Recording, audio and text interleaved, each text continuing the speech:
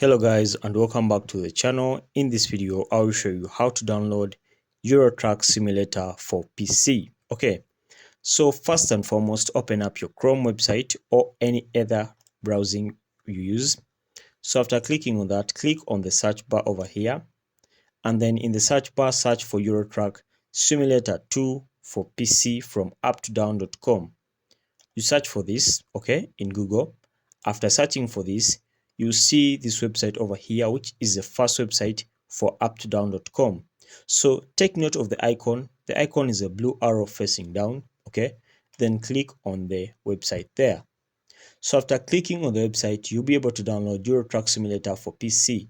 As you can see, these are all the versions of Euro Truck, and this is just a glimpse of the Euro Truck Simulator, how it looks like, or how the gameplay looks like. Okay, all right, so if you want to download, click on download the latest version over here.